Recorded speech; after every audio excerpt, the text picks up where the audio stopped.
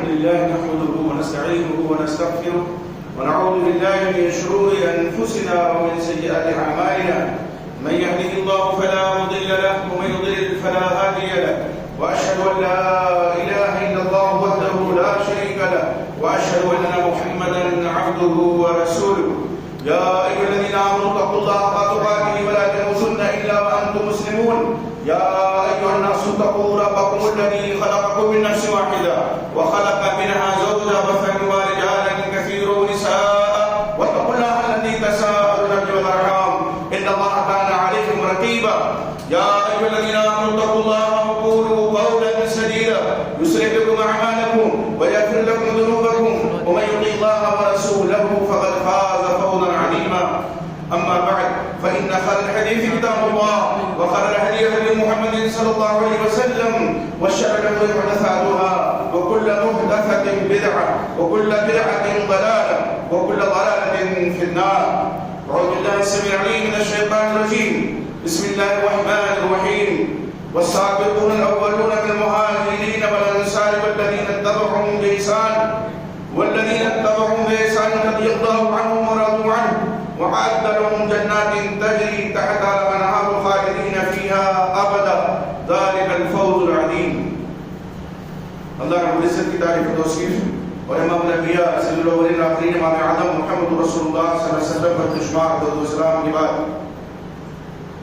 آج کے درس کا موضوع ہے سیدنا معاویہ رضی اللہ تعالیٰ عنہ کے خلاف پروپیگنڈے کی حقیقت. سیدنا معاویہ رضی اللہ تعالیٰ عنہ کا جب نام آتا ہے تو بہت سے لوگوں کے پیٹ میں درد شروع ہو جاتا ہے. عجیب طرح کی کیفیت ان پر طاری ہوتی ہے. ایسا لگتا ہے کہ کسی بہت بڑے دشمن اسلام کا ذکر ہونے جا رہا ہے. جبکہ سیدنا معاویہ رضی اللہ تعالیٰ عنہ جن کا لقب خالد المؤمنین ہے، مومنوں کے ماموں نبی اکرم محمد رسول اللہ صلی اللہ علیہ وسلم کے برادر نسبتی اور آپ صلی اللہ علیہ وسلم کی قریش کے تھے. سیدنا معاویہ رضی اللہ تعالیٰ عنہ بھی قریش کے ایک اہم فرد تھے. نسبت بہت عالی ہے لیکن اتنی گالیاں ان کو ملتی ہیں. سبائیوں کی طرف سے ملے تو کوئی تعجب نہیں، لیکن بہت سے وہ لوگ جو اپنے آپ کو سنی کہتے ہیں یا بابر کراتے ہیں، جب ان کی جانب سے حرکت شنیعہ ہوتی ہے ایک مومن کا دل تڑپ ہوتا ہے اور تڑپنا چاہیے. آج کے درس میں چند بنیادی باتیں میں رکھوں گا. ان پر جتنے الزامات لگائے گئے ہیں میری اس کتاب میں نے 18 الزامات کا ذکر کیا ہے اور ان کا جواب بھی دیا ہے دلائل کی روشنی میں. لیکن ظاہر ہے کہ وقت تنگ ہے، ساری باتیں نہیں آ سکتی. چند بنیادی جو باتیں ہیں وہ عرض کرنی چاہتا ہوں. دیکھیے، سیدنا معاویہ رضی اللہ عنہ بنو امیہ کے تھے. بنو امیہ سے دشمنی آخر لوگوں کو کیوں ہے اور کن لوگوں کو ہے؟ ایک سوال ہے. کن لوگوں کو دشمنی ہے، عداوت ہے، یا کون لوگ بغض رکھتے ہیں اور کیوں رکھتے ہیں؟ جب ہم تاریخ کا مطالعہ کرتے ہیں تو اس کے کچھ جوابات ملتے ہیں. پہلی بات یہ کہ بنو امیہ کے لوگ جب حلقہ بگوش اسلام ہوئے اور جن میں سر فہرست سیدنا معاویہ رضی اللہ عنہ کے والد گرامی سیدنا ابو سفیان رضی اللہ عنہ، ان کے بھائی اور دیگر افراد. سیدنا معاویہ تو فتح مکہ سے پہلے ہی ان کے دل میں اسلام بس چکا تھا، اظہار اور اعلان کیا تھا فتح مکہ کے دن انہوں نے. لیکن ان کے والد گرامی فتح مکہ کے دن انہوں نے اعلان کیا اور اللہ رب العزت نے وہ مقام عطا فرمایا جناب محمد رسول اللہ صلی اللہ علیہ وسلم نے عام اعلان فرمایا. کچھ لوگوں کے قتل کرنے کا حکم دیا، بڑے شرری لوگ تھے، اور عام معافی نامہ جاری کر دیا. اور ان میں ایک چیز آپ نے یہ فرمائی کہ جو ابو سفیان کے گھر میں پناہ لے گئے اس کو امن ہے. یہ بڑی بات ہے، کوئی چھوٹی بات نہیں ہے۔ اب جب بنو امیہ کے لوگ حلقہ پوش اسلام ہوئے، اللہ کے نبی محمد رسول اللہ صلی اللہ علیہ وسلم نے ان کو اہم ذمہ داریاں دی، خصوصاً یہ جو خاندان ہے اس کے اندر اللہ نے ایسی صلاحیتیں ودیعت کی تھی حکمرانی کی، جہاں داری کی، یہ بہت کم لوگوں کے حصے میں چیز آتی ہے۔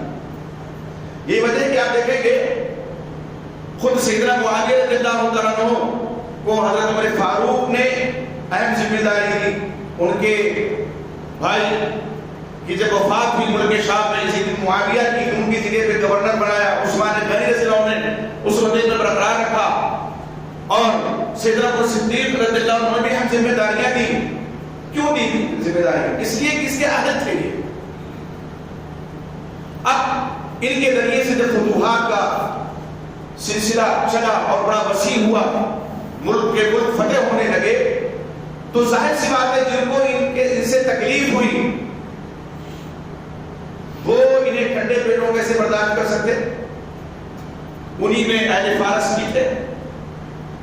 اب نائب فارس کہہ لیجیے انہیں، سبائی ٹولہ بھی تھا، اور یہ جو سبائی ٹولہ ہے اس کی تاریخ آپ دیکھیں گے کہ بعد میں خوارج ہوئی ہے۔ یہ سیدنا عثمان غنی رضی اللہ عنہ کے قتل میں ان کا ہاتھ تھا، ان کی شہادت میں ان کا ہاتھ تھا۔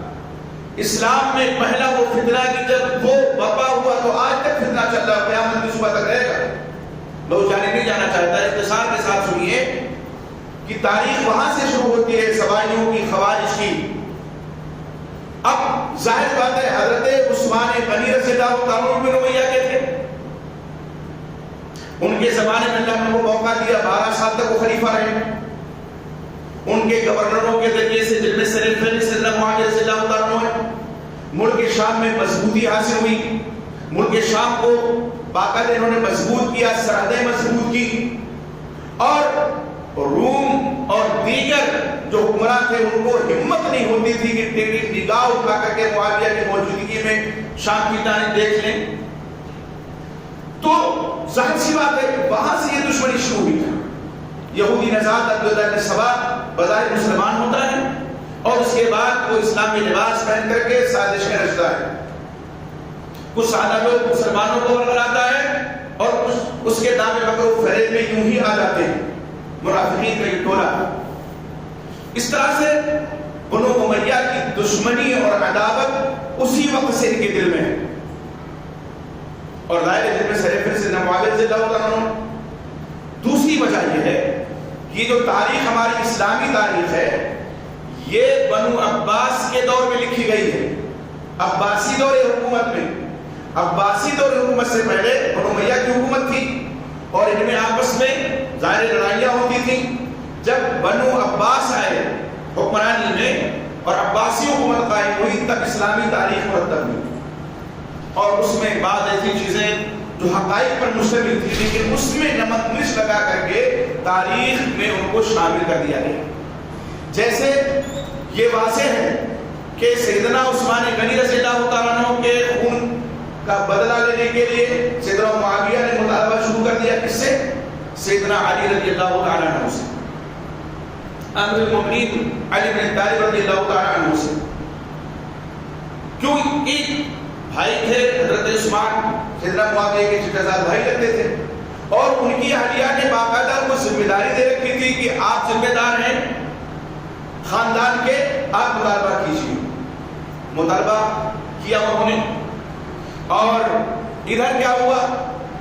حضرت علی رضی اللہ عنہ کی مجبوری تھی، وہ بدلہ اس وقت نہیں لے سکتے تھے قاتلان عثمان سے۔ وہ جب نظر اٹھا کے دیکھتے تو اپنے چاروں طرف انہی لوگوں کو پاتے، وہ بلوائی جنہوں نے سیدنا عثمان غنی کو شہید کیا تھا، وہ چاروں طرف سے ان کے تھے۔ موقع اس وقت نہیں تھا، اور یقیناً اس میں کوئی دو رائے نہیں ہے کہ سیدنا علی رضی اللہ عنہ حق کے زیادہ قریب تھے۔ کیا تھے وہ؟ سیدنا عثمان غنی رضی اللہ عنہ کے بھائی، چچا زاد بھائی سیدنا معاویہ رضی اللہ عنہ نے جو حضرت علی سے اختلاف کیا، دونوں کے درمیان اختلاف ہوا دم عثمان کو لے کر کے، اہل سنت والجماعت کا یہی موقف ہے اجماعی طور پہ کہ حق کے زیادہ قریب کون تھے؟ سیدنا علی رضی اللہ عنہ. اور ظاہر سی بات ہے کہ یہ ہم نہیں کہتے، خود نبی اکرم محمد رسول اللہ صلی اللہ علیہ وسلم کا فرمان ہے، صحیح بخاری کی روایت ہے، آپ دیکھیں، اور اس کی تشریح کی ہے علامہ ابن تیمیہ رحمۃ اللہ علیہ نے. اور میں نے اپنی اس کتاب میں، یہ کتاب آ چکی ہے سیدنا معاویہ کے فضائل اور ان پر الزامات کا مدلل جواب، اس میں ذکر کیا ہے اس حدیث کا. آپ دیکھیں یہاں اللہ کے نبی محمد رسول اللہ صلی اللہ علیہ وسلم نے ایک پیشین گوئی فرمائی. حضرت ابو سعید خدری کی روایت ہے اور وہ فرماتے ہیں تَرُقُ مَعْرِكَةٌ عَلَىٰ حِينِ فُرْقَةٍ مِّنَ النَّاسِ فَتَقْتُلُهُمْ أَوْلَى الطَّائِفَتَيْنِ بِالْحَقِّ وَفِي لَفْظٍ فَتَقْتُلُهُمْ أَدْنَاهُمْ مِنَ الْحَقِّ کہ ایک جو جماعت ہے، جب مسلمانوں کے درمیان اختلاف ہوگا تو اس اختلاف کے وقت ایک گروہ نکل جائے گا، الگ ہو جائے گا. اور وہ گروہ کون تھا؟ خوارج کا گروہ تھا. جنگ صفین میں جب یہ پیشکش ہوئی سیدنا معاویہ کی طرف سے کہ کتنی جانیں جائیں گی، صلح کرنے سے قرآن کو ہاتھ میں لے کر کے پھر حکم بنائے گئے. ایک حکم حضرت معاویہ کی طرف سے، ایک سیدنا علی کی طرف سے. سیدنا علی کی طرف سے ابو موسیٰ اشعری تھے اور سیدنا معاویہ کی طرف سے حضرت عمرو بن عاص رضی اللہ عنہ اجمعین. وہ لوگ جو ساتھ ساتھ حضرت علی کے تھے وہ الگ ہو گئے. مارکہ کو کہا جاتا ہے خوارج. انہوں نے کہا ہم نہیں کی مانے، نہیں کی مانے گے، حکم الا للہ، حاکمیت تو صرف اللہ کی، حکم اللہ کا مانیں گے. حضرت علی نے اس کو فرمایا تھا کہ کلمۃ حق کی لوگ ادھر بات، یہ جو کلمہ کہہ رہے ہیں لیکن جو یہ مراد لے رہے ہیں یہ باطل ہیں.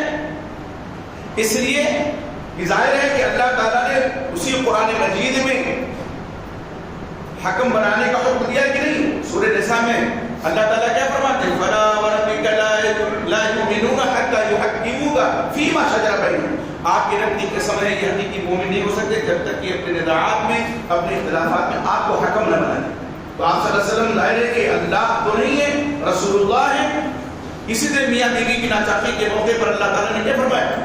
فَبَعَثُوا حَكْمًا مِّنْ أَهْلِهِ وَحَكْمًا مِّنْ أَهْلِهَا. ایک حکم شوہر کی طرف سے، ایک حکم نانا بینا بیوی کی طرف سے، دونوں مل کے جو فیصلہ کریں قبول کریں. پھر یہ جو ٹولہ تھا نکلنے والا وہ جا کر کے مقام نہروان میں خیمہ زن ہو گیا. سیدنا علی رضی اللہ عنہ نے باقاعدہ اس کا صفایا کیسے فرقے کا یا اس گروہ کا بہت سے لوگ تحت دے دیے گئے. اور کس کی طرف سے؟ سیدنا معاویہ کی فوج کی طرف سے.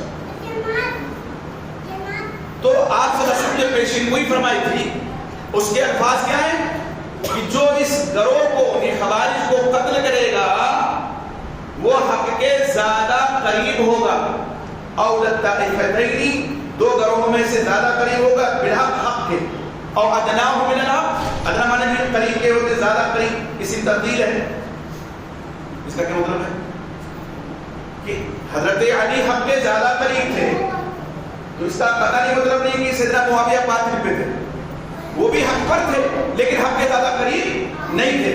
اور اسی لیے اہل سنت والجماعت کا یہ موقف ہے کہ اجتہادی خطا ہوئی سیدنا معاویہ سے، جس پر اللہ تعالیٰ نے کیا ہے ان کو معاف کیا. اور اللہ تعالیٰ معاف کرنے والا ہے. آپ صلی اللہ علیہ وسلم نے فرمایا کہ مجتہد جب درست اجتہاد کرتا ہے ڈبل اجر ملتا ہے، اور اگر خطا کر جائے تب بھی ایک اجر ملے گا، ایک ثواب ملے گا. المجتہد قد یخطئ وقد یصیب فإن أصاب فله أجران وإن أخطأ فله أجر واحد. تو اس اعتبار سے سیدنا معاویہ رضی اللہ عنہ بھی حق پر تھے لیکن حق کے زیادہ قریب کون؟ سیدنا علی. اس کا مطلب یہ تو نہیں کہ باطل پہ تھے. یہاں دیکھیے اللہ ابن تیمیہ رحمۃ اللہ علیہ کے فتاوا، ابن تیمیہ شیخ الاسلام ابن تیمیہ رحمۃ اللہ علیہ کی کتاب مجموع الفتاوا، مجموع فتاوا جلد 4، اس کے صفحہ نمبر 467 پہ فرماتے ہیں فإن علي بن أبي طالب هو الذي قاتل المالكين. بے شک علی طالب وہی ہیں جنہوں نے یہ نکلنے والا جو گروہ خوارج کا، ان کو کہتے ہیں کہ وہم الخوارج الحروریہ، اور وہ کون ہے؟ خوارج ہیں حروری ہیں، مقام حرورہ جیسے مذہب تھے تو حروری کہا گیا ان کو. الذین کانوا من شیعۃ علی، جو حضرت علی کے گروہ سے تھے، ان کی جماعت سے تھے. ثم خرجوا علیہ، پھر ان کے خلاف بغاوت کی، خروج کیا. اصل باقی گروہ بھی ہم آئیں گے اس وقت پہ. یہ ہیں خوارج. تو آپ دیکھیں کہ حق کے زیادہ قریب سیدنا علی رضی اللہ تعالیٰ عنہ، تو باطل پر سیدنا معاویہ بھی نہیں تھے. ٹھیک ہے، پھر ان کو مجبور کیوں کیا جاتا ہے؟ جو صحابہ کرام ہیں ان کے بارے میں دو لفظوں میں یہ کہا جا سکتا ہے. سورہ آل عمران میں اللہ تعالیٰ نے کیا فرمایا؟ جو ان میں ایسے تھے جن سے اجتہادی خطا ہوئی، غلطیاں ہوئی، غیر وہ انسان ہی تھے، بشر تھے، وہ نبی نہیں تھے جو معصوم الخطا ہوں، لیکن پوری کائنات میں انبیاء کے بعد سب سے بہتر لوگ تھے. جامع بیان المفضل میں جلد 2 صفحہ 97 اس میں حضرت عبداللہ رسول رضی اللہ عنہ کے قول ہے، موجود ہے. اولئک اصحاب محمد صلی اللہ علیہ وسلم ابرها الامه قلوبا وامقها علما واقلها تكلفا قوم اختارهم الله لصحبة نبيه واقامة دينه فعرفوا لهم حقهم وفضلهم فقد كانوا على الهدى المستقيم. واصحاب محمد ہیں، اصحاب محمد صلی اللہ علیہ وسلم کے ساتھی ہیں جو اس امت میں دل کے سب سے نیک، دل کے سب سے نیک، ہم سے، آپ سے اور جہنمی سے تو بہت زیادہ نہیں. علم کے اعتبار سے سب سے گہرے، سب سے کم تکلف کرنے والے ہیں ایسے لوگ جن کو اللہ تعالیٰ نے اپنے نبی کی صحبت اور اقامت دین کے لیے چن لیا. تو ان کے حق میں، ان کے حق اور فضل کو پہچانو. یقیناً وہ سیدھی راہ ہدایت پر تھے، وہ سیدھی راہ ہدایت پر تھے. اور انہی صحابہ کرام کے بارے میں اللہ تعالیٰ سورہ آل عمران آیت نمبر 155 میں فرماتے ہیں لَقَدْ عَفَا اللَّهُ عَنْهُمْ إِنَّ اللَّهَ غَفُورٌ حَلِيمٌ. یقین جانو اللہ نے انہیں معاف کر دیا ہے، بلا شبہ وہ بخشنے والا اور تحمل والا ہے. اور نفوس قدسیہ کو، خوش نصیب لوگوں کو اللہ تعالیٰ نے معاف کر دیا، اپنی رضا کا سرٹیفکیٹ دے دیا. اور آج کے وہ لوگ جن کو اپنے انجام کا پتہ نہیں ہے، ہو سکتا ہے کہ ان کی موت ایمان پر نہ ہو، خدشہ ہے، وہ زبان درازی ان کے خلاف کرتے ہو، معاف کرنے کے لیے تیار نہیں ہے. اللہ نے معافی کا اعلان کر دیا اور وہ کیا کہتے ہیں؟ یہ کہتے ہیں ہم معاف نہیں کریں گے، ہم تو بقیہ ادھیڑیں گے اور تاریخ قبرستان سے ہڈیاں نکال کر کے ان کو نوچیں گے، بھگوڑیں گے. کیسے مسلمان ہیں؟ کیسے مومن؟ یہ علم ہے، یہ تقویٰ ہے، یہ تدین ہے. وہ صحابہ کرام جن کے ذریعے سے دین ہم تک پہنچا ہے. بہرحال ایک الگ موضوع ہے یہ. سیدنا معاویہ رضی اللہ عنہ بھی ایک مولانا ہے جن کا تصریح صاحب، ان کے یہاں بھی بڑا فتنہ ہے جہنمی کا. 2 کلپ انہوں نے بھیجی ہے، تو میں چاہتا ہوں کہ چند منٹوں میں صرف اس کلپ کے بارے میں، اس میں نے جواب دیا ہے لیکن کچھ باتیں عرض کر دوں. ایک پہ دیکھیے ہیڈنگ ہے امام حسن کو حضرت معاویہ نے قتل کروایا تھا. کس نے قتل کروایا تھا؟ حضرت معاویہ نے امام حسن کو زہر دلوایا تھا، قتل کروایا تھا. اس میں لکھا ہے کتابیں تلخ باتوں سے بھری پڑی ہیں، لعنت اللہ علیکم دشمنان اہل بیت. ہم بھی کہتے ہیں آمین. جو اہل بیت دشمن نے ان پر اللہ کی لعنت ہو. ٹھیک ہے، اہل بیت میں سر فہرست کون ہیں؟ ازواج مطہرات ہیں، آل علی ہیں، آل عباس ہیں، آل جعفر ہیں، یہ سب اہل بیت سے. ہم تخصیص تو نہیں کرتے کہ آل علی کو اہل بیت مانے، آل جعفر کو مانے اور جو امہات المومنین ان کو خارج کر دیں. تو ہم بھی کہتے ہیں مرزا جہنمی صاحب آمین، لیکن ان پر بھی ذرا لعنت بھیج دیجیے جو صحابہ کے دشمن ہیں، اس لیے کہ ایسے لوگوں پر خود اللہ کے نبی محمد رسول اللہ صلی اللہ علیہ وسلم نے لعنت بھیجی ہے. اب دیکھیے یہاں زہر قرآنی کا جو سب کچھ شاکسانہ ہے وہ کس طرح سے ان لوگوں نے منسوخ کر دیا سیدنا معاویہ رضی اللہ تعالیٰ عنہ کی جانب. یہ چھٹے نظام کے تحت میں نے ذکر کیا ہے. سیدنا معاویہ جنہوں نے سیدنا امام حسن بن علی رضی اللہ عنہ کو زہر دلوایا تھا، یہ الزام ہے. یہ الزام بغض معاویہ میں جو مبتلا رافضی یا نیم رافضی لوگ ہیں وہ سیدنا معاویہ پہ لگاتے رہتے ہیں. مقصد کیا ہے؟ اس کے ذریعے سے جو سادہ لوگ مسلمان ہیں ان کو سیدنا معاویہ کے خلاف کر دیا جائے، اسے بدزن کر دیا جائے. اچھا، جن روایت سے یہ لوگ استدلال کرتے ہیں، آئیے ذرا اس کا جائزہ لیتے ہیں. سیدنا معاویہ کی طرف زہر زیلی کی نسبت کرنے والی جتنی روایتیں ہیں سیدنا معاویہ کی طرف، محدثین نے سب کو باطل قرار دیا. علامہ ابن خلدون رحمہ اللہ رحمۃ نے سیدنا معاویہ نے امام حسن رضی اللہ عنہ کو زہر دیا، یہ من گھڑت اور شیعہ کی گھڑی ہوئی بات ہے. نعوذ باللہ سیدنا معاویہ رضی اللہ عنہ سے بری ہیں. تاریخ ابن خلدون جلد 2 صفحہ 182. مزید فرماتے ہیں ابن خلدون رحمۃ اللہ علیہ، وما ينقل من ان معاویہ دس الیہ ثم مع زوجته جعد بنت الاشعث فهو من احاديث الشيعة وحاشا لمعاویہ من ذلك. تاریخ ابن خلدون جلد 2 صفحہ 187. اور یہ منقول ہے کہ معاویہ نے ان کی بیوی سیدنا حسن کی بیوی سے مل کر زہر دلایا. شیعوں کی گھڑی ہوئی ہے، سیدنا معاویہ کی ذات سے اس کا کوئی تعلق نہیں ہے. حافظ کثیر فرماتے ہیں میرے نزدیک یزید کی طرف زہر دینے کی نسبت صحیح نہیں اور سیدنا معاویہ کی طرف تو نسبت بالکل درست نہیں ہے. یہ تاریخ کثیر جلد 8 صفحہ 62 میں ہے. النبی رحمۃ اللہ نے خود فرمایا واما قوله ان معاویہ تسمى الحسن فهذا مما ذكره بعض الناس ولم يثبت ذلك ببينة شرعية. بعضوں کا یہ کہنا ہے کہ سیدنا حسن کو سیدنا معاویہ نے زہر دیا تھا کہ کسی شرعی دلیل اور معتبر اقرار سے ثابت ہے. اچھا تعجب تو یہ ہے، یہ جہلمی بھی کہتا ہے یہ ضعیف روایت ہے، یہ ضعیف روایت ہے، یہ ضعیف روایت ہے.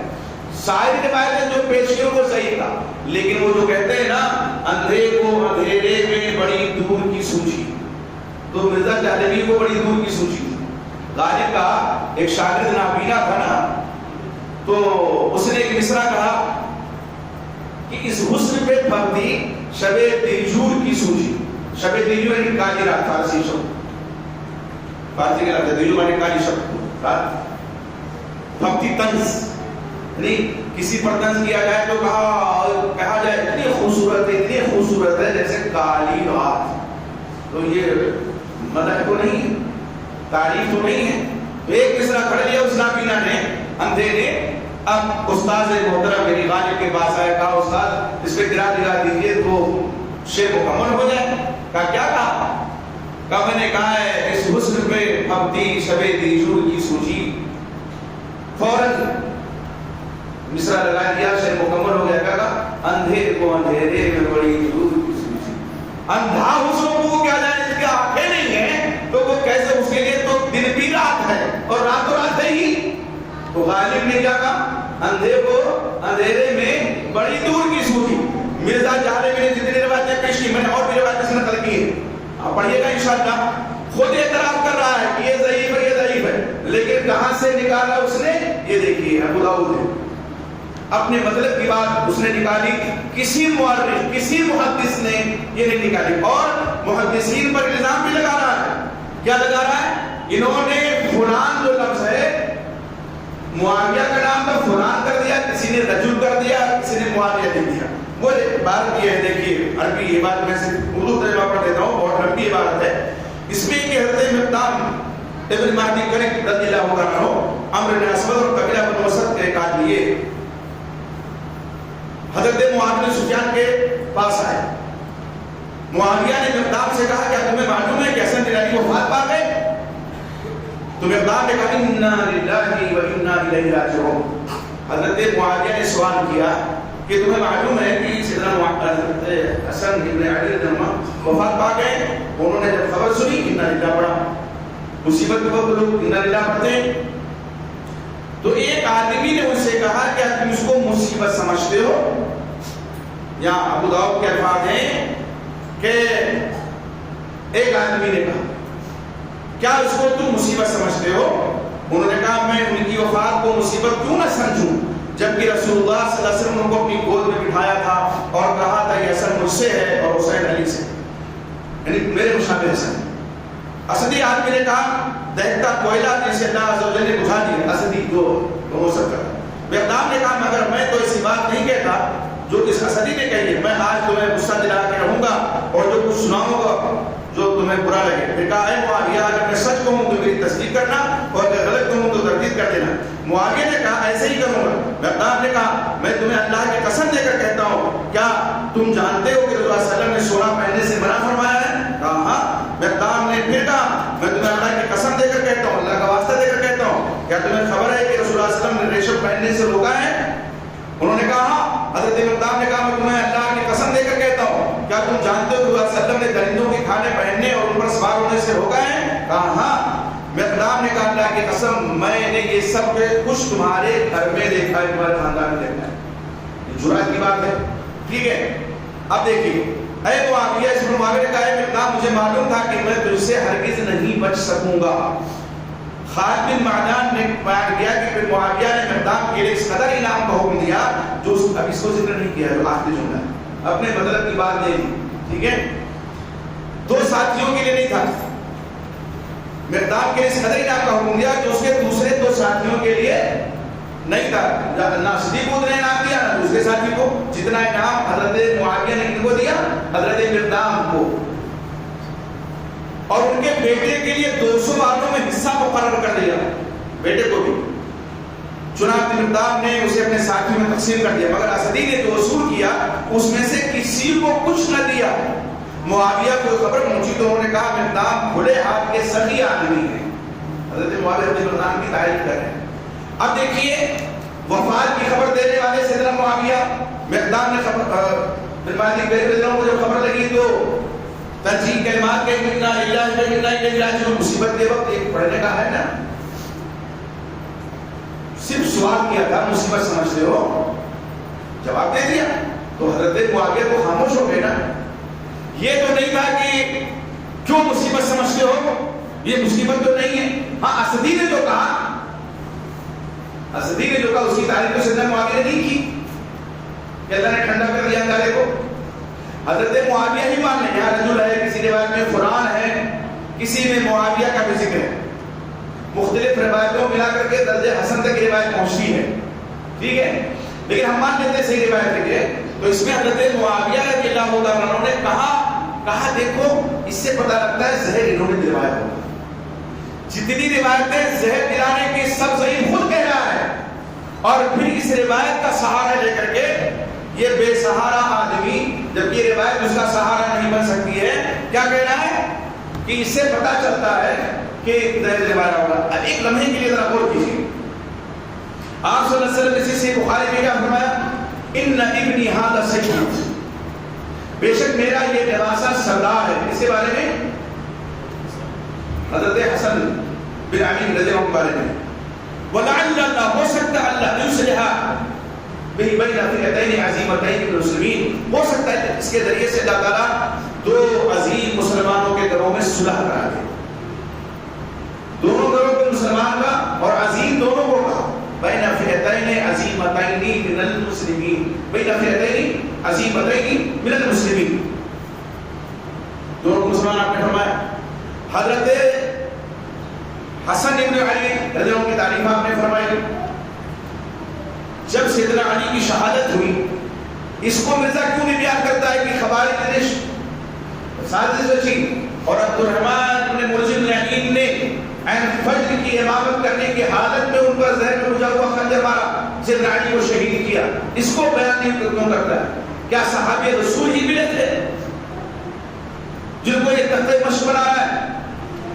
تو ایک خارجی کے ہاتھوں شہادت ہوئی سیدنا علی رضی اللہ عنہ کی, اور 6 مہینہ خلیفہ رہے کون؟ حضرت حسن بن علی رضی اللہ عنہ. ان سے بھی لوگ عداوت کرنے لگے, ان کے لوگ یہ دیکھو یہ معاویہ سے مل گئے, یہ ایسا ہو گیا ویسا ہو گیا. اور اتنی گہری کی سازشیات کی کتاب پڑھیے گا, ساری باتیں اس میں درج ہیں, ساری باتیں جو یہ الزام لگاتے ہیں کہ زہر دیا. اب جب صلح ہو گئی اور وظیفہ مقرر کر دیا سیدنا معاویہ نے, کوئی ڈر رہ گیا؟ حضرت حسن کو اپنے لوگوں سے ڈر تھا, ان کو یہ خدشہ تھا کہ ہماری اور معاویہ کی جو یہ چپکلش ہے اس کا وہ لوگ فائدہ اٹھائیں گے جو ہمارے ساتھ ساتھ چل رہے ہیں, اور مجھے ایسے پیش کر دیں گے جیسے تھالی میں کھانا پروس دیا جاتا ہے, معاویہ کے آگے ڈال دیں گے ایسے. مجبوراً یا جو پیشینگوئی آپ صلی اللہ علیہ وسلم کی تھی یہ فضل و مرتبہ ان کو ملنا تھا تو انہوں نے صلح کر لی اور صلح ہو گئی. جب صلح ہو گئی اور دونوں قریب ہو گئے اہل بیت اور بنو امیہ سب قریب ہو گئے تو ان کو زہر کیوں دلوائیں گے؟ سمجھ میں آنے بات ہے کیسے بھی زہر کب دلوا سکتا ہے کوئی آدمی کی جب بھی اس سے خدشہ ہو کوئی خطرہ ہو کہ یہ ہماری حکومت چھین لے گا یا حکومت چھیننے کا کوئی خطرہ نہیں ہے. اور جس سال صلح ہوئی سارے مورخین اس بات میں متفق ہیں اس کو عام الجماعہ کہا گیا. کیا کہا گیا؟ عام الجماعہ یعنی جماعت کا سال ہے. پوری ملت اسلامیہ متحد ہو گئی. ٹھیک ہے. یہ بھی فضل کس کو جاتا ہے؟ سیدنا حسن اور سیدنا معاویہ رضی اللہ عنہ کہ دونوں کے ذریعے سے لوگوں میں اتحاد قائم ہو گیا. اگر پیشکش مان لیں حضرت حسن کی جانب ہوئی تھی حضرت معاویہ کا قبول کرتے تو صلح ہوتی, یا حضرت معاویہ کی طرف سے پیشکش ہوئی تھی حضرت حسن کا قبول کرتے تو صلح ہوتی, پھر اتحاد ہوتا, پھر اتفاق ہوتا. اور اسی اتحاد نے آپ قبولہ کر دیا دشمنان اسلام کو, دشمنان صحابہ کو, خوارج کو, سبائیوں کو. جنگ جمل جو ہوئی وہ تو اچانک ہوئی تھی نا, وہ تو پری پلان نہیں تھی نا. اس کی تاریخ اٹھا کر کے دیکھیے تو کیا پتہ چلے گا انہی کا ہاتھ تھا, انہی خوارج کا ہاتھ تھا, انہی سبائیوں کا ہاتھ تھا. ادھر سیدنا زبیر بن عوام, سیدنا طلحہ بن عبید اللہ یہ گفت و شنید کر کے سیدنا علی سے جا رہے ہیں, راضی ہیں کہ بھی ہم تو لڑائی کرنے نہیں آئے ہیں, ہم مطالبہ لے کر کے آئے ہیں کہ آپ قاتلان عثمان سے بدلہ لیجیے. حضرت علی نے ان کے ساتھ بھی بات رکھی میری مجبوری ہے اور میں ایک ایک سے بدلہ لوں گا اگر میری حکومت مضبوط ہو گئی. بات سمجھ میں آنے والی ہے. اور ادھر رات کے اندھیرے کا فائدہ اٹھاتے ہوئے تیر اندازی ہونا شروع کر دی. اور پھر جو ہوا وہ سب کو پتہ ہے. جنگ صفین بے شک پلان کے تحت یہ جنگ ہوئی تھی. حضرت معاویہ کوفہ سے لشکر جنرال لے کے نکلے تھے اور اس پر بھی جھوٹ باندھا جاتا ہے. سیدنا حسن خود کہتے ہیں کل ملا کر کے 10,000 تھے تقریباً, اور کیا کہا جاتا ہے 70,000 شہید ہوئے. حضرت علی کی جانب سے 10,000 تھے, ادھر سے بھی کم میں شہید تو 70,000 شہید ہو گئے. بالکل تھے ہی نہیں. سارا کا سارا یہ سب کیا ہے؟ جھوٹ ہے.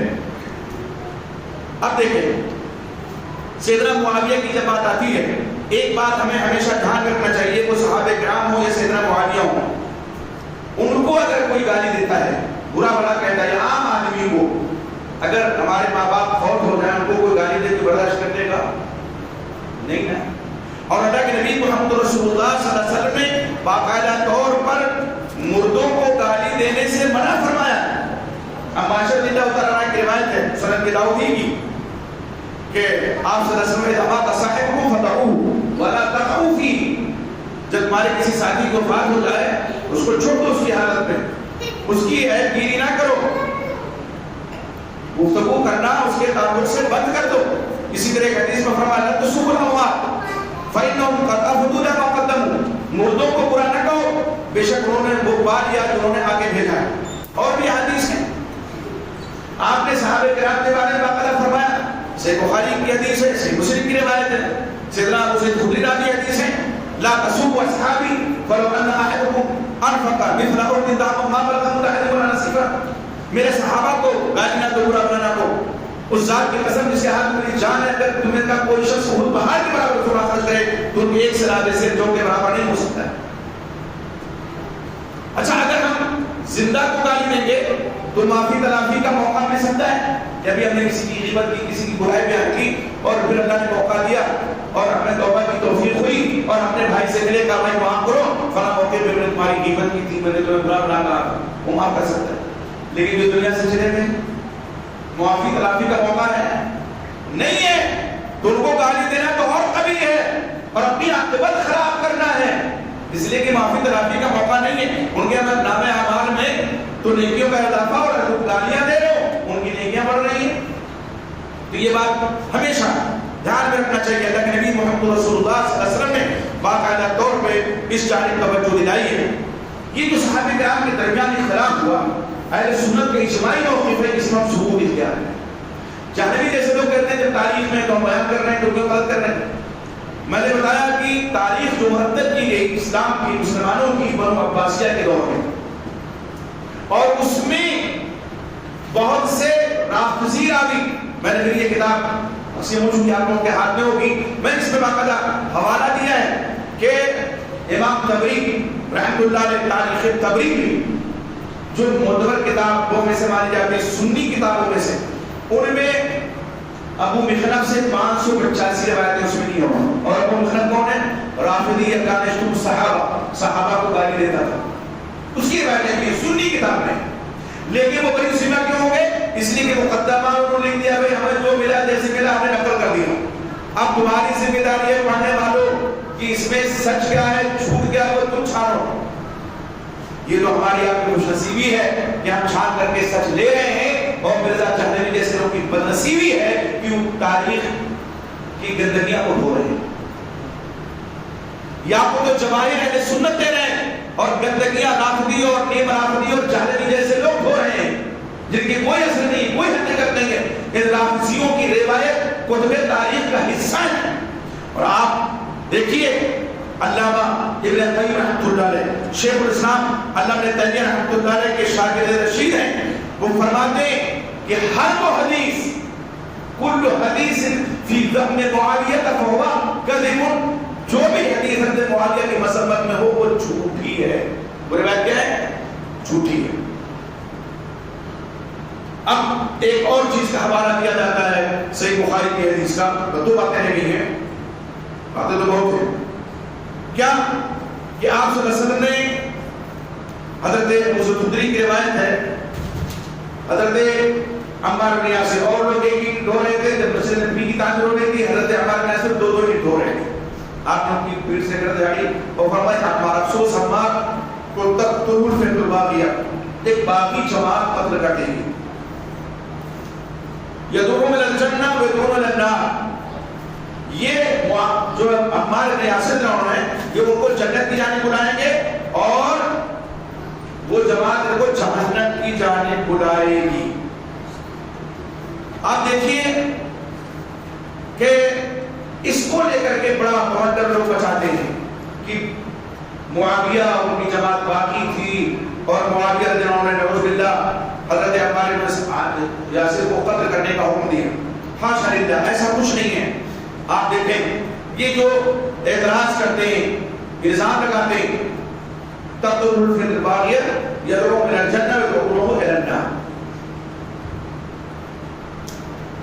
دو چیزیں، ایک کیا؟ تقتل الفئة الباغیہ، باقی جماعت کو قتل کرے گی، پہلا، دوسرا کیا؟ یدعون الی الجنہ، وہ ان کو جنت کی طرف بلائیں گے، ویدعون الی النار، اور وہ جماعت ان کو جہنم کی طرف بلائیں گے۔ صحیح بخاری کا حوالہ ہے۔ حقیقت یہ ہے کہ صحیح بخاری میں یہ دونوں جملے ایک ساتھ تمام مطبوعات میں موجود نہیں ہیں، کچھ مطبوعات میں ہیں لیکن تمام مطبوعات میں موجود نہیں ہے، بلکہ الگ الگ احادیث مذکور ہیں، یعنی ایک ٹکڑا تقتل الفئة الباغیہ الگ ہے اور دوسرا ٹکڑا یدعون الی الجنہ ویدعون الی النار الگ ہے، ایک ساتھ نہیں تمام مطبوعات میں۔ مثلا الطبعۃ الامویہ جسے کہا جاتا ہے طبع بلا کے نام سے معروف ہے، جس کی طبع 1300 ہجری میں ہوئی ہے، اس کی کتاب المساجد میں یہ چیز موجود نہیں ہے۔ اچھا، اس کی تائید متعدد نقاد اور ائمہ نے کی، صحیحین کے جو متخصصین تھے صحیح بخاری صحیح مسلم کے، گارنٹی جن کے پاس تھی صحیح بخاری کی صحیح مسلم کی، انہوں نے ایک ساتھ ان دونوں جملوں کو ذکر نہیں کیا۔ حافظ رحمانی رحمہ اللہ متوفی 448 ہجری اپنی مشہور کتاب الجمع بین الصحیحین میں اس حدیث پر تعلیق چڑھاتے ہوئے فرماتے ہیں ان هذه الزیادہ غیر موجودۃ اصلا فی البخاری، کہ دراصل یہ زیادتی صحیح بخاری میں موجود ہی نہیں، اور اس سے زیادہ واضح بات حافظ الکشمیری نے فرمائی، انہوں نے فرمایا کہ لم يخرج البخاری فی قتل عمار شیئا، الجمع بین الصحیحین کشمیری جلد 4 صفحہ 214۔ اب آئیے میرے سامنے یہ کتاب ہے، سب سے معتبر کتاب، صحیح بخاری کی بہت سی شرحیں کی گئی ہیں، اصل کتب بعد کتاب بخاری، اور جن میں سب سے معتبر شرح کیا ہے؟ فتح الباری، شرح صحیح بخاری، حافظ بن حجر رحمۃ اللہ علیہ۔ جب یہ کتاب حافظ بن حجر رحمۃ اللہ علیہ کی تو محدثین نے کہنا شروع کر دیا لا ہجرت بعد الفتح، جیسے حدیث آپ صلی اللہ علیہ وسلم کہ فتح مکہ الباری کے بعد اب ہجرت نہیں ہے، تو ایسے فتح الباری کے بعد اب شرح کرنے کی ضرورت نہیں ہے۔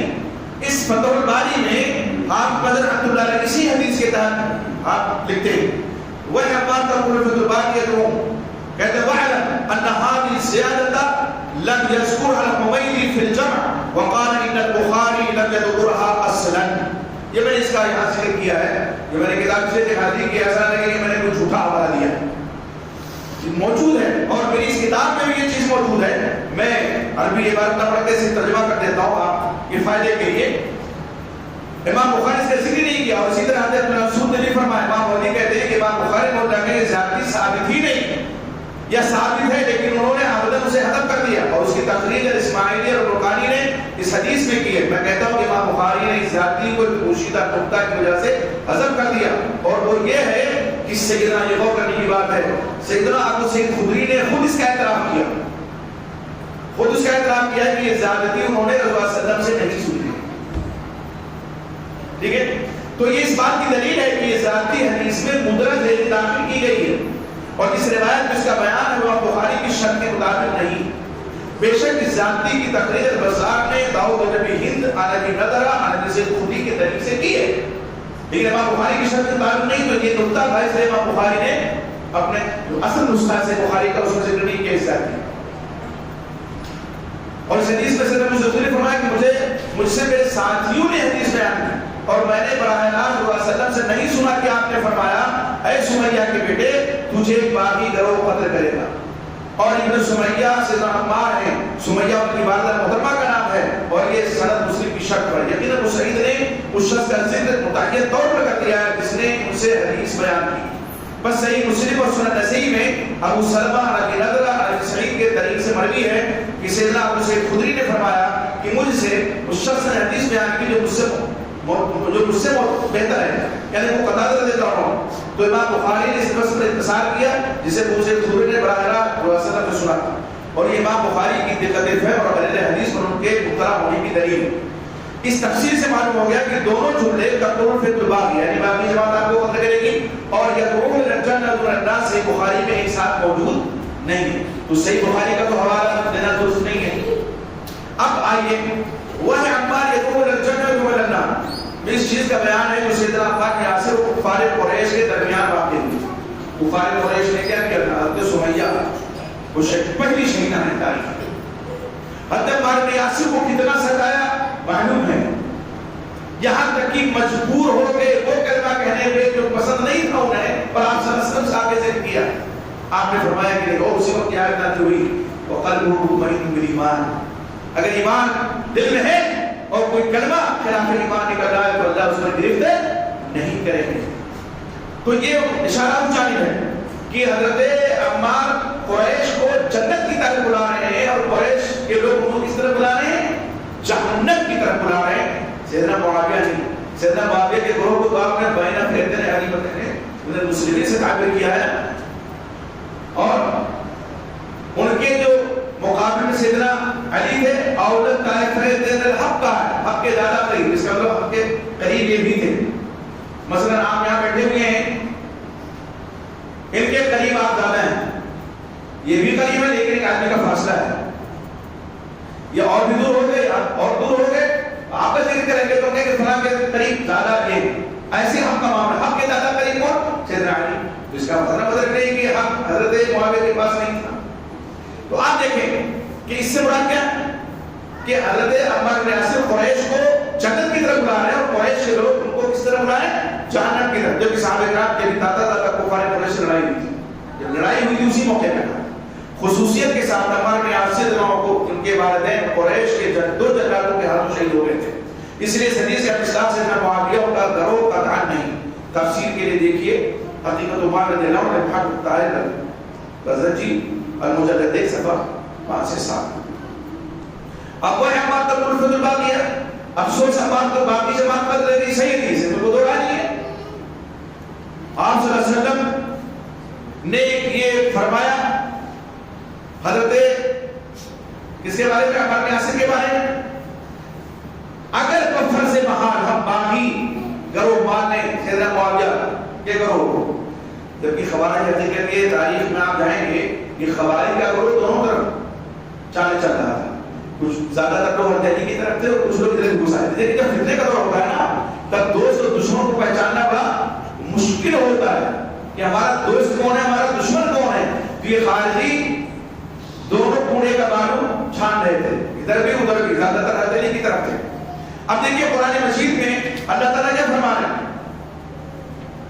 کوئی طائفتان من المؤمنین اقتتلوا فاصلحوا بینہما فإن بغت إحداہما على الأخرى فقاتلوا التي تبغي حتى تفيء إلى أمر الله فإن فاءت فأصلحوا بینہما بالعدل وأقسطوا إن الله يحب المقسطین. یہ سورہ حجرات آیت نمبر 9 ہے. اس میں اللہ تعالیٰ کیا فرماتے ہیں, اور اگر مسلمانوں کی دو جماعتیں آپس میں لڑ پڑیں, یہ حقیقت ہے نا, تو ان کے درمیان صلح کرا دیا کرو.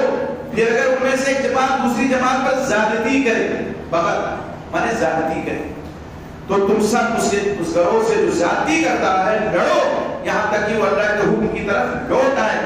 تو پھر تم انصاف کے ساتھ صلح کرا دو اور عدل کرو, بے شک اللہ تعالیٰ انصاف کرنے والوں سے محبت کرتا ہے. اب اس آیت کریمہ میں اللہ تعالیٰ دونوں گروہوں کو مومن کہا نہیں کہا, وَإِن طَائِفَتَانِ مِنَ الْمُؤْمِنِينَ, دونوں کو مومن کہا. فَإِن بَغَتْ إِحْدَاهُمَا عَلَى الْأُخْرَى کہا, اللہ نے فرمایا.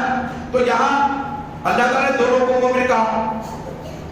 اب کسی جماعت کی بغاوت ذاتی کی وجہ سے اس کو ایمان سے تو اللہ نے خارج نہیں کیا, بلکہ صلح کے بعد دونوں گھروں میں جو باقی تھا وہ باقی بھی نہیں رہ گیا, صلح ہو گئی.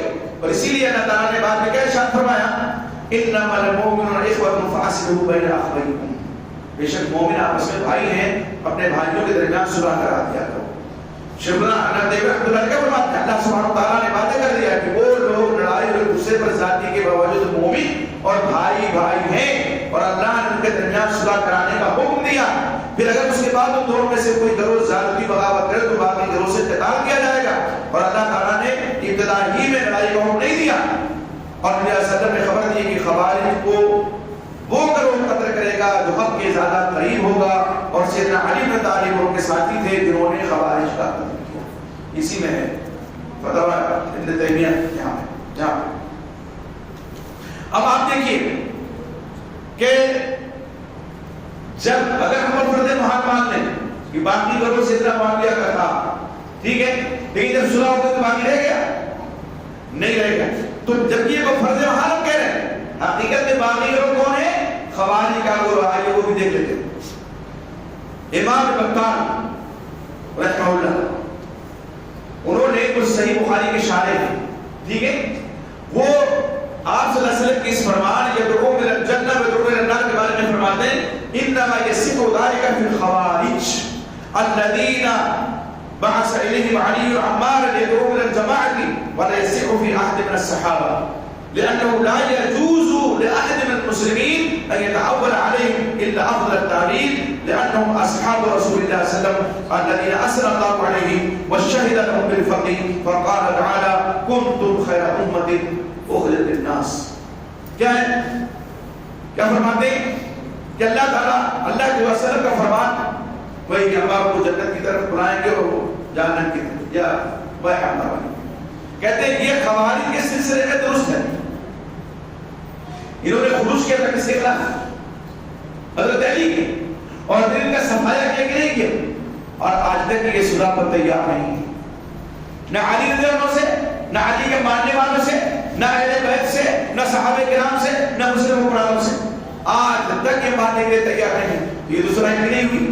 سیدنا معاویہ رضی اللہ عنہ کی صلح ہو گئی, ان کی تو صلح نہیں ہوئی. جب ان کی صلح نہیں ہوئی تو باقی آج تک ہے یہ گروہ کی نہیں ہے. تو آپ دیکھیے سیدنا علی, سیدنا عمار کو ایک رہتے انہوں نے ان کو جماعت کی طرف بلایا, اور یہ صحابہ میں سے کسی کے تعلق سے صحیح نہیں, اس لیے کہ مسلمانوں میں سے کسی کے جائز نہیں جو صحابہ کرام کے لیے بہترین تعبیر کے علاوہ کوئی اور تعبیر ہے. اس لیے کہ رسول صلی اللہ علیہ وسلم کے اصحاب جن کی تعریف اللہ نے کی ہے اور جن کی فضیلت کی گواہی اللہ نے دی ہے. باقی گروہ خوارج کا تھا. یہ علامہ ابن بطال فرماتے ہیں, اور اس موقع کی تائید مستدرک حاکم کی ایک صحیح حدیث سے بھی ہوتی ہے جس سے صاف طور پر معلوم ہوتا ہے کہ سیدنا ابو سعید خدری اور صحابہ کرام کے نزدیک فئہ باقیہ سے مراد خوارج کا گروہ ہے. آئیے وہ حدیث بھی دیکھ لیتے ہیں. وہ حدیث کون سی ہے؟ حضرت کرما فرماتے ہیں کہ ابن عباس رضی اللہ عنہ اہل بیت کے فرد ہیں نا, نے مجھے اور اپنے بیٹے علی کو، حضرت اپنے عباس کے بیٹے کا نام علی تھا، دونوں کو کہا کہ تم ابو سعید خدری کے پاس چلے جاؤ اور ان سے خوارج کے متعلق کوئی حدیث سن کر کے آؤ، خوارج کے متعلق کوئی حدیث سن کر کے آؤ۔ کہتے ہیں اکرمہ رضی اللہ عنہ، اکرمہ رحمہ اللہ، کہ ہم دونوں چلے گئے۔ سیدنا ابو سعید خدری اپنے باغ میں کام کر رہے تھے، جب انہوں نے ہمیں دیکھا تو اپنی چادر کو اپنے جسم پر ڈال کر ہم سے گفتگو کرنے لگے، حتیٰ کہ مسجد نبوی کے متعلق بات چل نکلی تو وہ کہنے لگے کہ ہمیں ایک ایک ہی اٹھا رہے تھے، ایک ایک ہی، جبکہ عمار دو دو ہی اٹھا رہے تھے۔ اللہ علیہ وسلم نے ان کو دیکھا تو ان کے سر سے مٹی جھاڑتے ہوئے فرمایا، اے عمار تم اپنے ساتھیوں کی طرح ایک ایک ہی کیوں نہیں اٹھا رہے؟ عمار نے کہا میں اللہ تعالیٰ سے عجز چاہتا ہوں۔ ابو سعید خدری رضی اللہ عنہ فرماتے ہیں اللہ علیہ وسلم پھر ان سے مٹی جھاڑنے لگے اور فرمایا افسوس ہے کہ تجھے ایک باغی گروہ قتل کر دے گا۔ عمار نے کہا میں فتنوں سے اللہ کی پناہ چاہتا ہوں۔ یہ حدیث امام بخاری کے شرط کے مطابق صحیح ہے، صحیح بخاری تو نہیں ہے لیکن امام بخاری کی شرط کے مطابق صحیح، کہاں ہے؟ مستدرک حاکم میں ہے، امام حاکم کی کتاب مستدرک کا صحیح ہے، وہ صحیح حدیث ہے جو صحیح بخاری سے مسلم رہ گئی تھی ان کو نقل کیا انہوں نے۔ البتہ شیخین نے سیاق کو سے نقل نہیں کیا، یہ مستدرک حاکم حدیث نمبر ہے 2653، حدیث نمبر ہے 2653۔ خود ابو سعید خدری جو فلا باقیہ حدیث کے راوی ہیں انہوں نے طے کر دیا کہ باقی گروہ سے کون سے گروہ مراد ہے؟ خوارج کا، اس لیے کہ حضرت عبداللہ بن عباس نے اکرمہ کو اور اپنے بیٹے علی کو کس کے لیے بھیجا تھا؟ اسی بات کے لیے کہ خوارج کے بارے میں پتہ کر کے ہو، اور جب مسجد نبی کی تعمیر کا ذکر چلا تو خوارج کا ذکر آ گیا، آٹومیٹک بات طے ہو گئی نا۔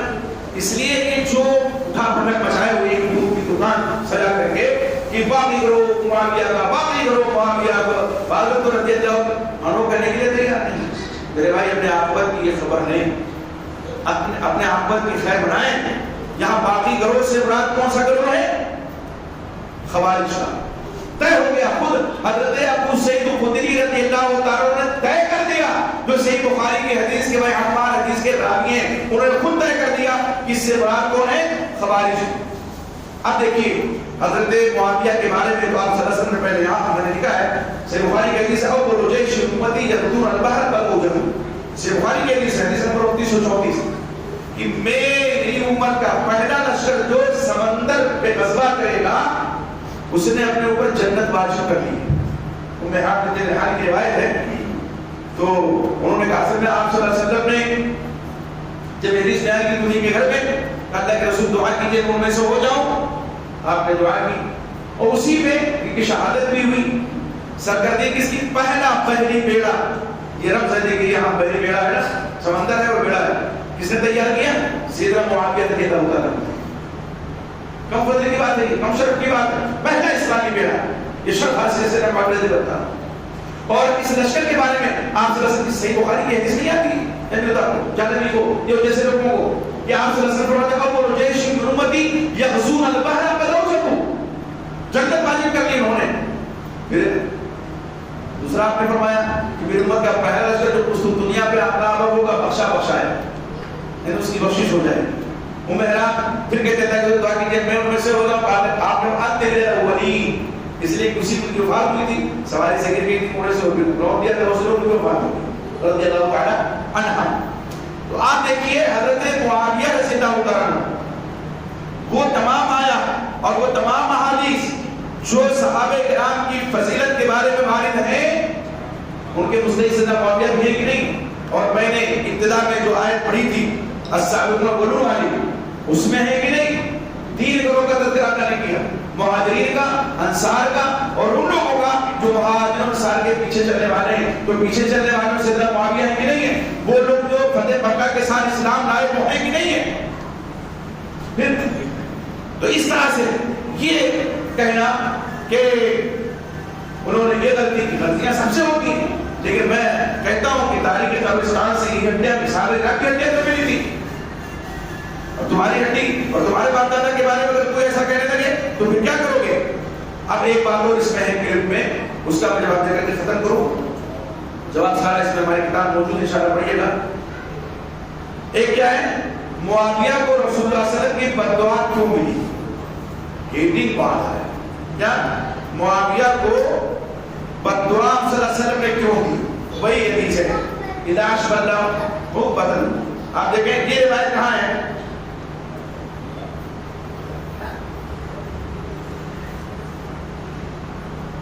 یہ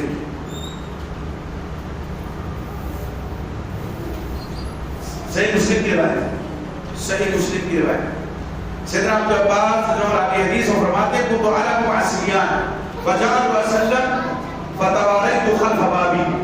میں بچوں کے ساتھ کھیل رہا تھا کہ رسول تشریف لائے تو میں چھپ گیا دروازے کے پیچھے. قال وہ کہتے فجاء فأتاني حتى أتاني. آیا اور میرے دونوں شانوں کے درمیان ہلکی سی چمن لگائی جیسے بچے لیکن چھپے ہوئے تھے لوگ بچے چموں کے مارتے چمن لگائی اور فرمایا جاؤ میرے پاس معاویہ کو بلا لاؤ. میں نے آپ صلی اللہ علیہ وسلم سے آ کر کہا وہ کھانا کھا رہے ہیں. گئے نہیں، بچوں کی عادت ہوتی ہے نا کھیل میں زیادہ لگتا ہے نا. اور بعض دفعہ ایسا ہوتا ہے کہ کہا جائے کچھ اور کر لیتے ہیں کچھ. ہمارے استاد ہیں اللہ نبیوں عطا فرمائے سے عافیت کے ساتھ، اور فرید کی بھی استاد ہوئی ہیں اور بعد میں میرے ساتھ پڑھانے لگے تو ہمارے وہ زمین بھی ہو گئے استاد کا اور ساتھی ادب ہو گئے. یہ کتاب ان سے پڑھی مراد الحمید صاحب فریزی حفظہ اللہ. تو ان کے پاس مہمان آئے تو ایک بچے کو دوڑایا کہا جا کر کے ٹھنڈا لے آؤ. کیا لے آؤ؟ گرمی کے دن تھے ٹھنڈا لے آؤ. وہ بچہ گیا 10 منٹ 15 منٹ آدھا گھنٹہ ہو گیا. ٹھنڈے کی دکان گلی میں تھی نہیں آ رہا تو انہوں نے میرا پانی لگا کے پلا دیا. اب وہ ہانپتا ہوا آیا کہا کہ مولانا بہت دور تک میں گیا انڈا کہیں نہیں ملا. ٹھنڈا کو کیا سمجھا؟ انڈا. آج بھی آپ تجربہ کر کے دیکھیے بچے اگر کھیل رہے ہوں اور وہ کسی کام کرنے کے لیے گئے تو راستے سے واپس آ جائیں گے. کوئی کام کسی کر رہے ہیں وہ فلاں کام کر رہے ہیں. یہ روایت خود بتلا رہی ہے. حضرت عبداللہ بن عباس حضرت معاویہ کے پاس نہیں گئے، کھانا کھاتے ہوئے دیکھا. اور حضرت معاویہ صحیح بات ہے خوشبوات تھے تو خوشبوات جو ہوتا ہے یہ تو اچھی بات ہے نا. اچھی خوراک ہو تو کارمند رہے گا، مقابلے سے لڑنے کی طاقت رہے گی. تو یہ کوئی عیب کی بات تھوڑی ہے. تو اب کھانا کھاتے ہوئے دیکھا آپ نے کہہ دیا کہ وہ کھانا کھا رہے ہیں. پھر آپ صلی اللہ علیہ وسلم سے فرمایا جاؤ معاویہ کو لے لاؤ. میں نے پھر آ کر کہا وہ کھانا کھا رہے ہیں. تو آپ صلی اللہ علیہ وسلم نے فرمایا اللہ ان کا پیٹ نہ لاش بناؤ بدنو. یہ لے ہوئے جہنمی صاحب بدعا دے دی آپ نے، بدعا دے دی آپ نے. اور جس کو آپ نے بدعا دی مرتبہ آپ نے فرمائی جو تعریف آپ نے فرمائی کہ اللہم علم الکتاب والحساب وقیل عذاب. اللہ اس معاویہ کو کتاب کا علم عطا فرما، حساب کا علم عطا فرما، عذاب سے بچا.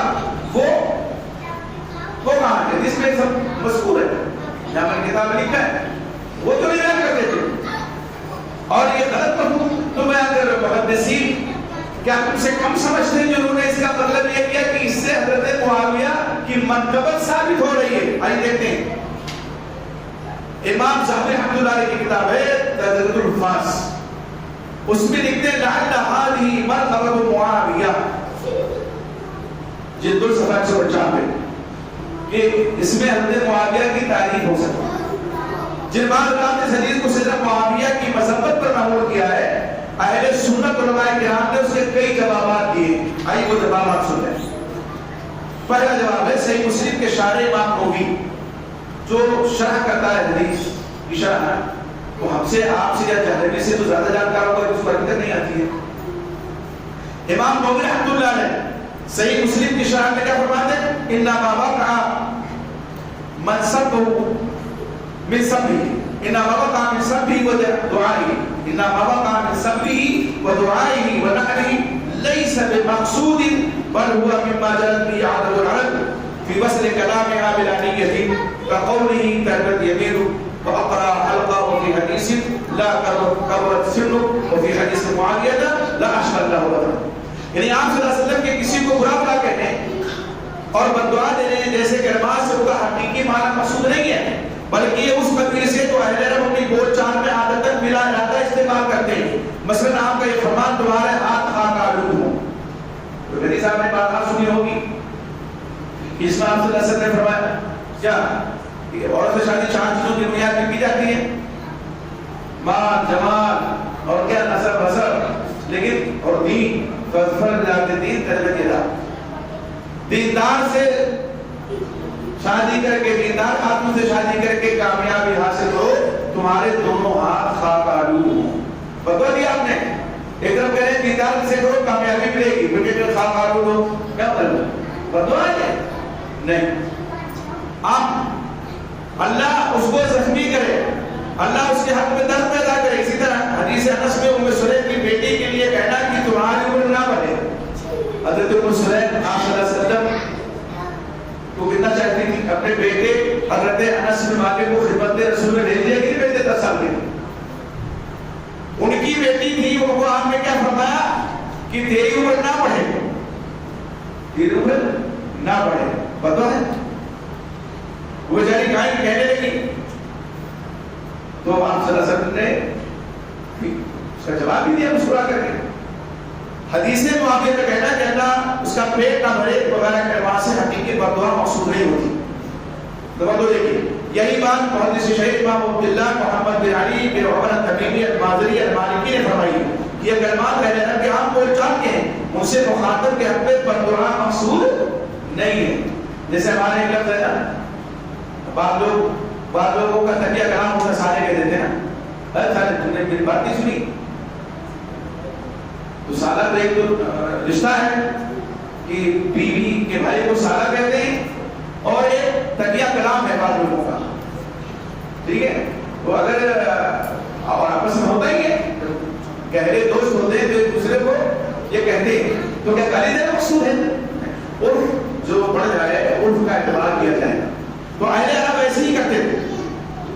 آپ بولتا ہوں اسی طرح کے کلمات آپ صدر بات مجھے صاحب نے کہا کہ یہ استعمال فرمائے جو بظاہر کہ ہمیں بددعا معلوم ہوتی، لیکن اصلاً کوئی بھی کلمات کو بددعا پر مجبور نہیں کرتا.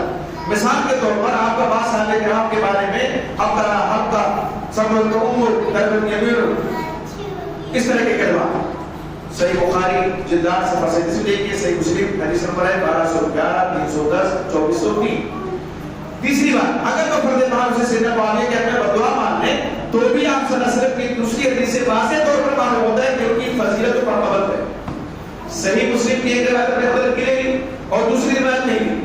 چنانچہ صحیح مسلم کی روایت میں آپ صلی اللہ علیہ وسلم فرماتے ہیں اشترطت علی ربی فقلت انما انا بشر ارضى كما يرضى البشر الى آخر الحدیث. میں نے اپنے رب سے شرط لگائی ہے تو کہا بے شک میں ایک بشر ہوں، میں بھی اسی طرح خوش ہوتا ہوں جس طرح ایک انسان خوش ہوتا ہے، اور اسی طرح غصہ کرتا ہوں جس طرح ایک انسان کرتا ہے. لہذا میں اپنی امت میں سے جس کسی کو بھی ایسی بددعا دوں جس کا وہ اہل نہ ہو تو اسے اس کے لیے گناہ کا کفارہ پاکی اور قیامت کے دن اپنی قربت کا باعث بنا دے. لیکن اس کو گناہ کا کفارہ بنا دے. تو کفارہ گناہ کا ہو گیا کہ معاویہ سے گناہ ہوا، اس کا کفارہ ہو گیا. آپ نے ایک جملہ معلوم ہوا کہ سیدنا معاویہ اور دیگر صحابہ کرام کے حق میں یہ حدیث نیک دعا ہے. حدیث کیا ہے؟ اور بھی صحابہ کرام کو تو ہم نے اس طرح کہا ہے. اور ایسے کلمات آپ سے بتقاضائے بشریعت ثابت ہوئی ہے. امام مسلم رحمہ اللہ نے اس حدیث کو ذکر کرنے کے بار بار حدیث لا اشبہ اللہ.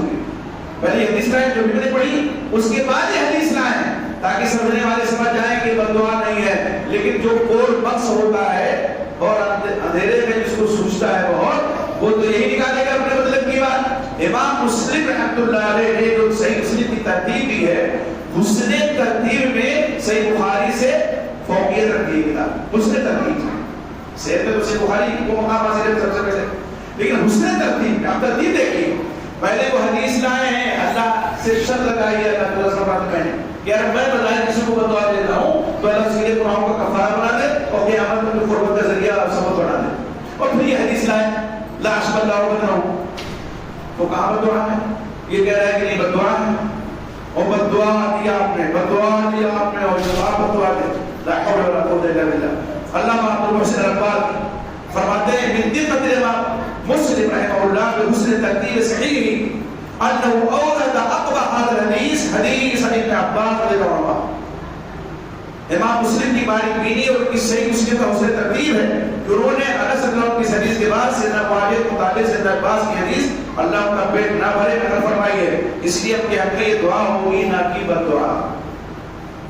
اچھا اگر ہم اس کو دوسرے اینگل سے، جو آدمی نیوٹرل ہوتا ہے نا، خباثت جس کے دل میں نہیں ہوتی ہے، تو وہ تو اس سے اچھا مطلب ہی لے گا.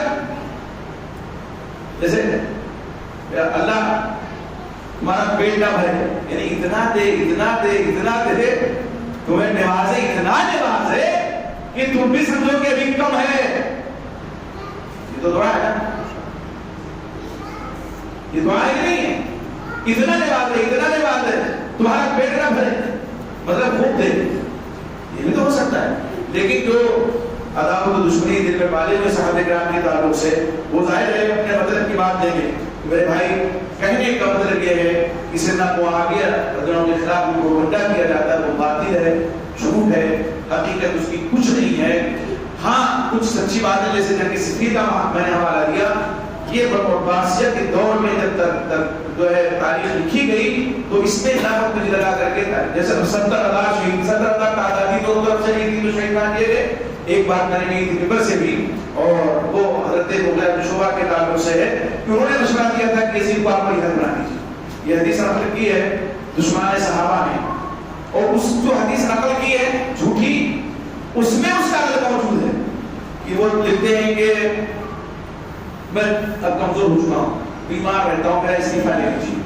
41 ہجری میں کوفہ کے گورنر بنائے گئے حضرت معاویہ کی طرف سے. کون؟ حضرت مغیرہ بن شعبہ بیعت رضوان کے صحابی ہیں جن کو اللہ نے بخش دیا جنت کی بشارت قرآن میں دی تھی.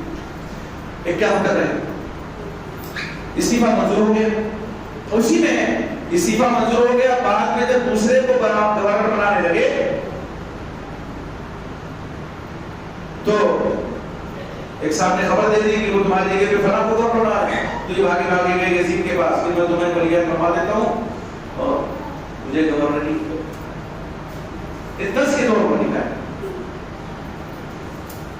تو پھر تحریک شروع کی حضرت مغیرہ بن شعبہ نے، چلو یہ سب سے بڑا الزام ہے. اور پھر یزید کی وجہ اتنے ہو گئی.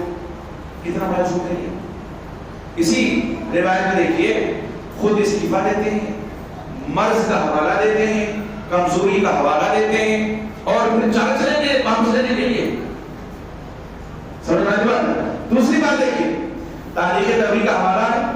اسی تاریخ تبری کے پہلے کا اوراق پڑھ کر دیکھنے کی توفیق نہیں ملی، اس لیے کہ جو عذاب گھسی ہوئی ہے، صحابہ کی دشمنی جو دل میں پیوست ہے. اسی تاریخ تبری میں سن 51 ہجری کے حادثے، 56 ہجری کے حادثات کا ذکر ہے جس کا ہم نے بھی ذکر کیا. 56 ہجری اور سن 51 ہجری کے حادثات اسی تاریخ تبری میں ہے کہ سن 51 ہجری میں سیدنا مغیرہ بن شعبہ کی وفات ہوئی. بعد میں 50 کا ذکر ہے. انہیں 41 میں گورنر ہوئے اور یہ 51 میں وفات ہو گئی. تو 56 میں تحریک جو چھیڑی انہوں نے قبر سے نکل کر کے ان کی ہڈیاں آئی تھی. جھوٹ پکڑا گیا نہیں پکڑا گیا؟ جھوٹ پکڑا جاتا ہے لیکن پکڑنے والی ذہنیت چاہیے، دل صاف ہونا چاہیے. عداوت صحابہ اور بغض صحابہ دل میں جس کے نہیں ہوگا وہی تاریخ کی چھان بین کرے گا. میں نے جب کتاب ترتیب دی ہے سوال جواب کے گروپ کو میں نے بند کر دیا، سوال کا جواب دینا بند کر دیا تھا، اس لیے کہ بغیر تحقیق کے کوئی بات نقل کرنا یہ ہمارے کو دلالت کے خلاف ہے. لیکن میں بھی بشر ہوں، خطا مجھ سے بھی ہو سکتی ہے، غلطی ہو سکتی ہے، لیکن تحقیق یہ ہمارا شیء. اور جب بات آ جائے صحابہ کی آپ کی تو مومن کا دل طرف ہونا چاہیے. ادنا صحابی نہیں ہو تو خالق مومنین تھے. اس لیے جہنمی جیسے لوگوں کے جو فالوور ہیں جہنمی کے ساتھ حشر چاہتے ہیں یا سیدنا معاویہ کے ساتھ چاہتے ہیں، وہ خود سوچ رہے ہیں. سیدنا مغیرہ بن شعبہ جو بیعت رضوان کے صحابی ہیں ان کے ساتھ حشر چاہتے ہیں کہ جہنمی جیسے لوگوں کے ساتھ چاہتے ہیں. حضرت عمرو بن عاص رضی اللہ عنہ کے ساتھ حشر چاہتے ہیں کہ جہنمی جیسے لوگوں کے ساتھ اپنا حشر چاہتے ہیں. اللہ کا واسطہ دے کر کے میں کہتا ہوں نوجوانوں کو بچیے سے فتنوں سے. قبر کی تنہائی میں کوئی کام آنے والا نہیں ہے. صحابہ کا ہمارا معاملہ عقیدے کا معاملہ ہے، ہمارے عقیدے کا حصہ ہے. اللہ رب العزت نے فرمایا قرآن مجید میں فَإِنْ آمَنُوا بِمِثْلِ مَا آمَنْتُم بِهِ فَقَدِ اهْتَدَوْا وَإِنْ تَوَلَّوْا فَإِنَّمَا هُمْ فِي شِقَاقٍ. ان کے ایمان کو اللہ تعالیٰ نے معیار ہدایت بنایا ہے. دوسرے کے لوگوں کے ایمان کو پرکھنا ہے صحابہ کے ایمان کو سامنے رکھ کر. اگر اس کے خلاف ہے تو پھر یہ مخالفت میں کمر بستہ اگر اعراض کرتے ہیں تو اللہ رب العزت نے جن کو اپنی رضا کا سرٹیفکیٹ دیا ہو جنت کی بشارتیں بعد صحابہ کرام کو دی اللہ کے رسول نے نام لے کر کے اور سارے صحابہ اللہ کی رضا ان کو حاصل ہے تو صحابہ کے ساتھ رشت چاہتے ہیں یا جہنمی کے ساتھ یا ایسے لوگوں کے ساتھ جو صحابہ کرام کی دشمنیت کرتے ہیں اور کہتے ہیں تاریخ بعض لوگ کہتے ہیں وہ بیچارے کی کاغذ لکھا ہے دل بھر نہیں کہ لکھنے والوں نے یہ بھی تو لکھا ہے کہ صحابہ کرام کے جو اختلافات ہیں ان کو ہوا نہ دو ان کو نہ چھیڑو تم کیوں آخر ہڈیوں کی بھگول رہے ہو تم کیوں قبرستان میں تاریخ کے گھس کر کے قبر سے ہڈیوں کی نکال رہے ہو کہتے ہو جب موجود ہے تو بیان کریں گے تو موجود تو کتابوں میں بہت کچھ ہے اس کو کیوں نہیں بیان کرتے صحابہ کی تاریخ موجود ہے اس کو کیوں نہیں بیان کرتے سیدنا معاویہ کی تاریخ حدیث رسول میں موجود ہے اس کو کیوں نہیں بیان کرتے ان کے کارنامے موجود ہیں اس کو کیوں نہیں بیان کرتے